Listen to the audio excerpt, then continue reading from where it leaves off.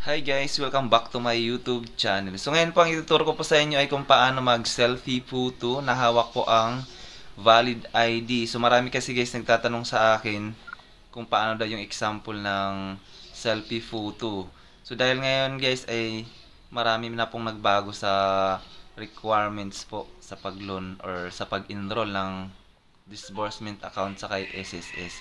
So kailangan na po ngayon guys yung proof of account at saka yung proof of identity. So kailangan po guys kasama po yun sa selfie photo na ating gagawin sa pangatlong requirements ni SSS sa pag-enroll ng disbursement account. So yun po ang ituturo ko sa inyo ngayon kaya keep on watching.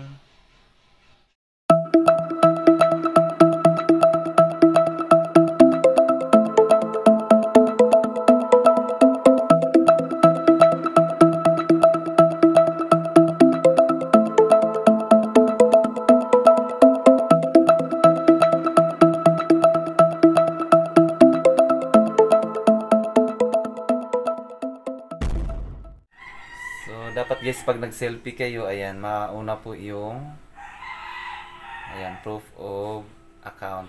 At syempre yung sa baba, yung proof of identity. So, yun po guys yung dapat pag nag-selfie kayo. So, ipapakita ko po sa inyo guys yung sample kung paano ang selfie. At syempre kung paano mag-crop para po mag-size po siya ng 1 MB. So, kailangan kasi guys dito 1 MB size lang. So ngayon guys, ituturo ko sa inyo kung paano mag-crop ng 1 MB size na selfie photo na hawak nga po yung proof of account at syempre yung proof of identity. So punta na tayo guys sa ating gallery. Punta tayo sa ating photos.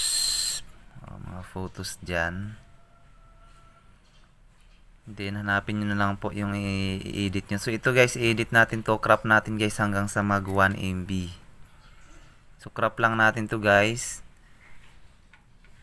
Then, ayan. So, tansyahin nyo na lang guys. Medyo mahirap kasi magtansya. Kaya kung hindi pa rin yan guys mag 1 MB size, ay ulitin nyo na lang po ulit hanggang sa mag 1 MB size na yung pag-crop nyo ng picture. Then, pagkatapos nyo dyan guys ma-adjust, save nyo na po. So ngayon guys, titingnan natin kung 1 MB size na yung nagawa natin. So ayan guys, nakikita nyo. Ayan, 1.0 MB na. So yan na po yan guys, yung size na fit doon sa pag-enroll ng disbursement account sa kay SSS.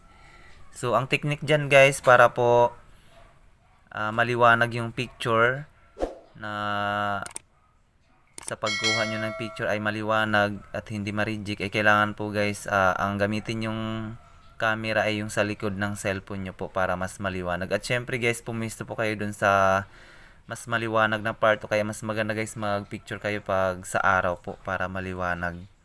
So ito naman guys, yung ituturo ko sa inyo ay kung paano mag-rename dahil nga po bawal nga po yung special characters sa kay SSS. So kailangan natin guys i-rename po yung nagawa nating selfie photo. So ganito lang guys, puntahan nyo lang po sa inyong gallery or album. Then hanapin nyo yung picture. Ayan. So nakikita nyo to guys yung sa baba, yung more. Click nyo lang yan. Then yan guys, rename. So pwede nyo dyan guys ilagay. Ayan, selfie photo.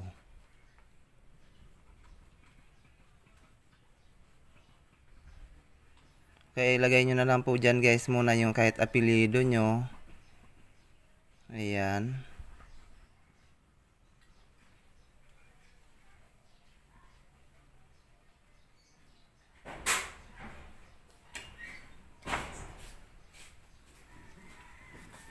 So, ganyan lang guys. Then, click nyo na tong okay. Pag okay na po yung pag-rename nyo. Kasi bawal po guys kay SSS yung may special characters. So, click nyo lang to guys yung okay. Then, yun na po yun guys. Automatic na yun dyan guys. Na-rename na po ang ating selfie photo. So, ganun lang po guys, kadali ang ating tutorial ngayon. Sana nasundan nyo po. At syempre kung may karagdagang katanungan kayo dyan, comment lang kayo sa comment box section ng ating videos. At syempre kung bagong ka pa lang sa aking channel ay huwag kalimutang mag-subscribe and hit notification bell para updated ka sa mga bago nating uploads. Maraming salamat!